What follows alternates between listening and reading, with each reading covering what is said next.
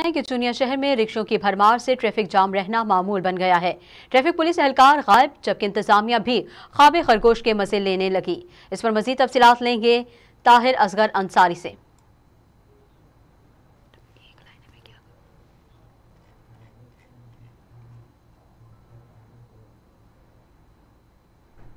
आपको एक बार फिर बताएं कि चुनिया शहर में रिक्शों की भरमार से ट्रैफिक जाम रहना मामूल बन गया है। ट्रैफिक पुलिस एहलकार गायब, जबकि इंतजामिया भी ख्वाब खरगोश के मजे लेने लगी।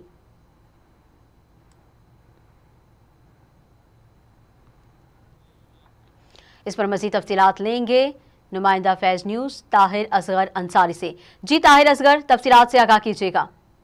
जी बिल्कुल, चूनिया शहर में रश्का ड्राइवरों की भरमार ट्रैफिक जाम रहना जो है वह मामूल बन चुका है। ट्रैफिक पुलिस हरकत शहर से गायब रहने लगे हैं। इंतजामिया भी ख्वाब खरगोश के मजे लेने में मसरूफ है।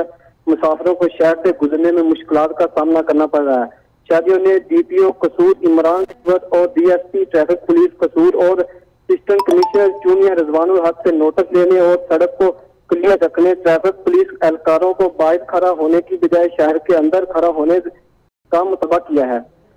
जी ताहिर असगर अंसारी, आपका शुक्रिया, आपने हमें तफसीलात से आगाह किया।